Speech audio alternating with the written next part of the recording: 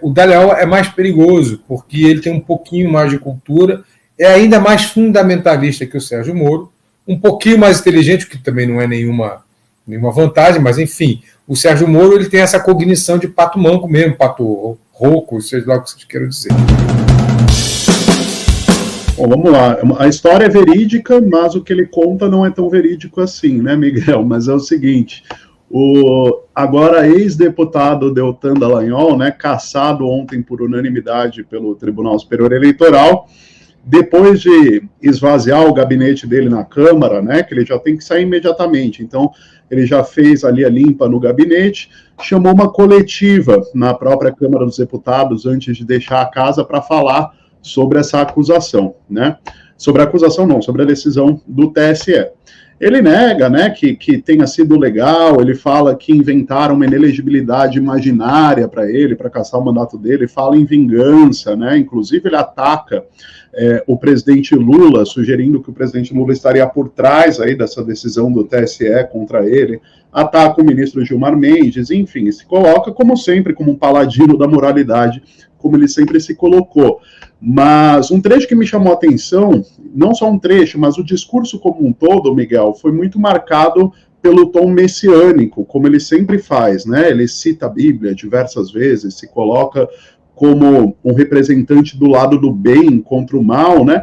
Em um determinado momento, ele chega, inclusive, a se comparar a Jesus, Miguel. Ele fala o seguinte, o mesmo poder que eles têm de me caçar é o poder que Pilatos tinha ao mandar Jesus para a morte. Ele fala, exatamente essa a frase dele, e ele ainda fala que ele vai lá e se compara a Jesus em outros momentos, ele fala, eu tombei, mas é um tombo, assim como Jesus caiu, não sei em que momento, ele levantou novamente, enfim, ele se compara com Jesus por mais de uma ocasião, né, e faz esse discurso todo com um tom religioso, messiânico, cita a Bíblia como ele sempre faz, para, no fim das contas, sugerir que a cassação dele se dá por uma vingança, não só dos juízes do TSE, como também do próprio presidente Lula, como se o presidente Lula estivesse por trás disso. Ele até cita que o ministro, né, o Benedito Gonçalves, o relator que proferiu o voto e foi seguido pelos demais ministros contra ele, que ele diz ali que esse ministro já encontrou o Lula e falou que está em casa, rememorou uma foto que o Lula tem com o ministro, né, como se o presidente da República não participasse de cerimônias solenes, né, de posse, de outros eventos das cortes superiores e não posasse para foto com ministros, né, mas enfim, ele faz todo esse discurso messiânico, chega a se comparar a Jesus, para, no fim das contas, dizer que a cassação dele foi ilegal e que seria movida por um sentimento de vingança.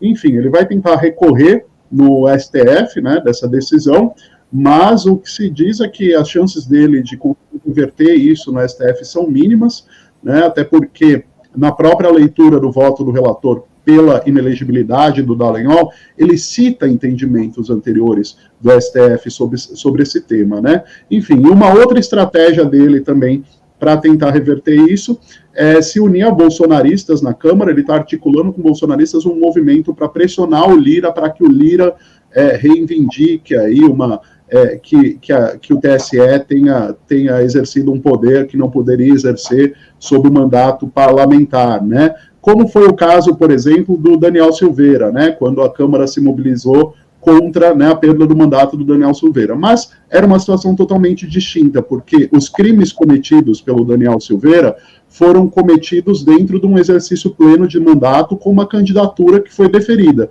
No caso, foi a candidatura do Dallagnol que foi indeferida, né? Então, são situações distintas, é muito difícil que ele consiga reverter isso, Miguel. Muito bem. Felipe? Eu estou aqui pensando nessa via crucis do Dallagnol, do Jesus Cristo do Dallagnol, quando é que chega a parte final, né? Porque ele é só o começo que ele está se comparando, né? Vai ter muito mais consequências. Vamos lembrar o que a gente estava falando no começo do jornal, Miguel. Ele não foi condenado a nada ainda. Isso é apenas uma cassação de mandato baseado na lei da ficha limpa. Pela palavrinha que o Flávio Dino, que não conhecia Dallagnol em 2010, colocou na época, né? Na pendência de alguma coisa, na pendência de um processo administrativo se o funcionário público, servidor público, renunciar para não responder, ele é enquadrado na lei da ficha limpa. Foi isso que fez o Dallagnol. Ele estava na pendência de ser processado e renunciou antes do processo ser instalado. Essa palavrinha, pendência, muito estrategicamente, inteligentemente colocada pelo Flávio Dino no texto da lei, é que derrubou o Dallagnol. E o Dino nem conhecia o Dallagnol em 2010. Então, não me venha falar em cristianismo e messianismo, pelo amor de Deus. Né? E mais do que isso, isso é para lembrar, voltando ao tema Jesus Cristo dele, que essa saga só está começando, porque ele não foi condenado. Ele perdeu o mandato com base na lei, mas agora é que vão vir as condenações, porque ele foi corrupto, como a gente mencionou no começo do jornal. Corrupto. Fez com o Lula e com o Sérgio Moro para condenar o Lula, minuto testemunhas, deu consultoria a empresas, fez aquele PowerPoint criminoso, enfim. A gente já enumerou, né, Miguel, no começo do jornal, a quantidade de crimes cometidos por Dallagnol. Ele vai ter que responder a esses crimes e o destino dele, aí sim, deve ser a prisão. E para a felicidade dele, ele não é Jesus Cristo, porque senão o destino seria uma cruz. Ele pregado na cruz. Pois é, né, Felipe? O Dallagnol, nessa coletiva, ele inclusive disse que ele teve inverteram o conceito de presunção de inocência para ele, inventaram uma presunção de culpa. Falaram sobre um crime que ele ainda não teria cometido, né? Mas o ministro, o relator no TSE, o Luiz Salgado, ele deixa muito claro, né, quais foram as intenções do Dallagnol ao se exonerar antes que esses procedimentos disciplinares se tornarem processos administrativos, né? Que é o que a legislação veda à candidatura, né? Só para e ele cita, desculpa te interromper, Ivan, e ele também cita a jurisprudência do ministro Fux, num caso muito parecido em 2012.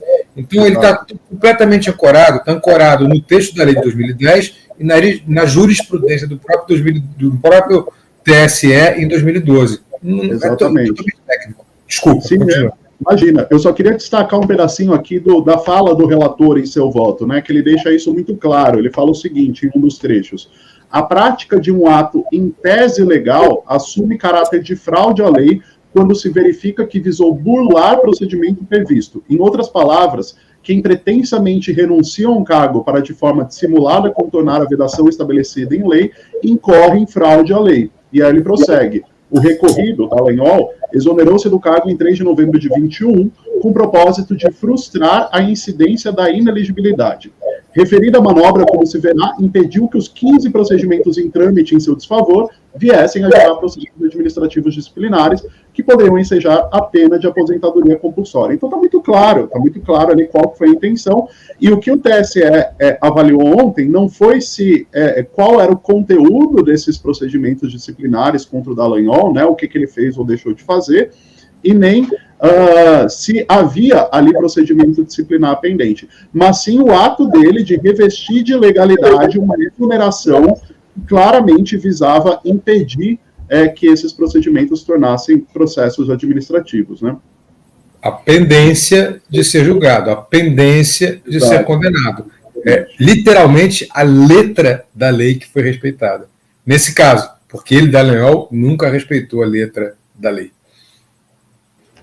Só um comentário também, que o Dallagnol, tudo indica que ele é um fundamentalista religioso, barra pesada, uma pessoa que não consegue fazer uma diferença republicana, porque, por exemplo, nos diálogos da Vaza Jato, ele ficava citando Deus o tempo inteiro, né? Ele realmente se reivindicava de forma muito hipócrita, né?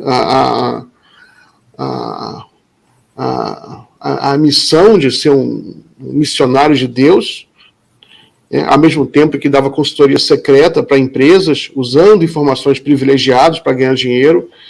A gente sabe, por exemplo, que ele comprou 2 apartamentos, ele é muito cara de pau, não dá nem para acreditar, Felipe, ele comprou 2 apartamentos com o financiamento da Minha Casa Minha Vida, sendo procurador da República.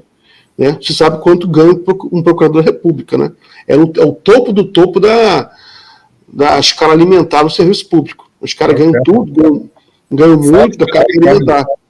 Fora os penduricários, tem auxílio moradia, auxílio paletó, auxílio... Sim, tem auxílio de tudo. Né? É um exagero. Né? Há uma crítica muito grande, correta, aos exageros da remuneração dos procuradores, né? Tudo bem.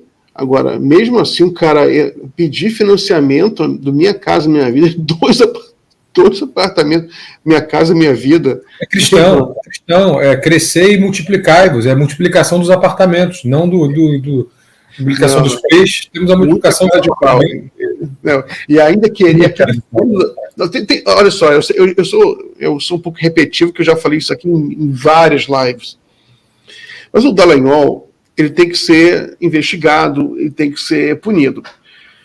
O Dallagnol não tem só a história do fundo. O fundo Dallagnol, que eu até já mencionei aqui antes, que era um fundo a ser criado no Paraná para ser gerido por ele, Dallagnol, com dinheiro da Petrobras, né?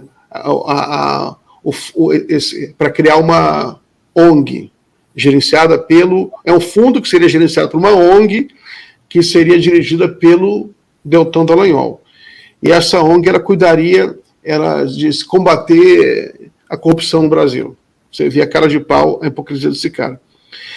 Agora, tem outra história vinculada a essa, viu? Que eu acho tão escandalosa quanto essa e é vinculada a essa.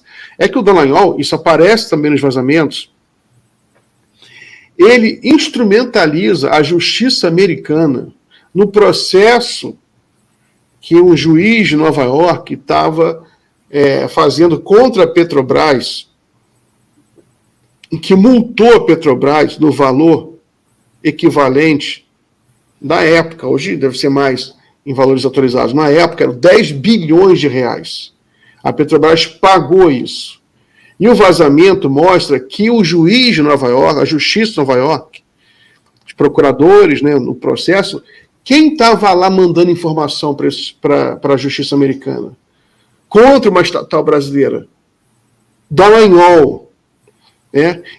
Tanto que o fundo Dallagnol, ele é um pagamento, né? Porque o fundo Dallagnol foi autorizado pela justiça americana.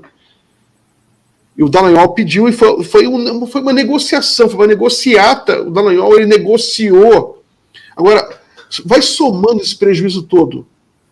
Felipe, vai somando isso. 10 bilhões da Petrobras, mais o fundo Petrobras, mais o fundo Dallagnol, e as intenções vão ficando mais claras, né? Sempre foi essa a intenção, ter um fundo para poder financiar candidaturas, financiar empresas, enfim, é um poder paralelo, um fundo para ter um poder paralelo. Vocês lembram tinha um outdoor, quando você saiu do aeroporto de Curitiba, tinha um outdoor em que o Dallagnol, de braços cruzados, perfilava os outros procuradores. Ele alega que não tem nada a ver com isso, que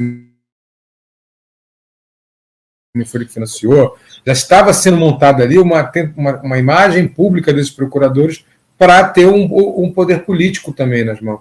Então, tudo isso planejado e com dinheiro que viria do exterior, muito claro, né? É isso, Miguel. Tem que ser condenado porque é um criminoso, de novo, perigoso. O cara é perigoso. Criminoso e muito perigoso. Né? Eu acho até ele mais perigoso que o Moro, embora eu acho que o Moro tenha sido mais criminoso que ele porque era o juiz. Porque ele, pelo menos, ele tem uma verve, ele sabe falar. O Moro não consegue nem falar em português e nem em inglês.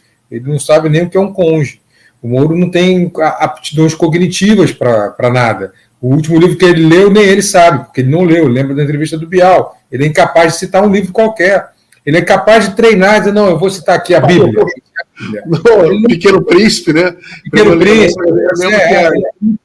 É isso que está dizendo. Ele não serve nem para ser meio Brasil. Ele não consegue citar o Pequeno Príncipe, que uma Miss, ele não consegue ser. Então, meus queridos, o Dallagnol é mais perigoso, porque ele tem um pouquinho mais de cultura, é ainda mais fundamentalista que o Sérgio Moro, um pouquinho mais inteligente, que também não é nenhuma vantagem, mas enfim, o Sérgio Moro ele tem essa cognição de pato manco mesmo, pato rouco, seja lá o que vocês queiram dizer. Enfim, meus queridos, eu vou me despedir, porque já são 6 horas, né, Miguel? E queria te agradecer mais uma vez aí pelo convite. É isso aí, Felipe. Valeu, muito obrigado. E vai chegar o dia, só para terminar com isso. Acho que o Dallagnol vai ser preso, vai chegar o dia dele, e vai chegar o dia primeiro da cassação do Sérgio Moro, porque tem um processo no TSE, queria lembrar isso. Há um processo movido pelo Podemos, pelo Álvaro Dias, que foi apunhalado nas costas pelo Sérgio Moro. Vamos lembrar que o Álvaro Dias foi o cara que levou o Sérgio Moro para a política e depois foi apunhalado por ele porque perdeu a sua vaga no Senado para o Sérgio Moro. E esse processo mostra várias inconsistências, corrupções na campanha, financeiras na campanha do Sérgio Moro. Então, vocês todos que estão nos assistindo, lembrem do que eu falei hoje, o Sérgio Moro também vai perder o cargo de senador brevemente no processo no TSE.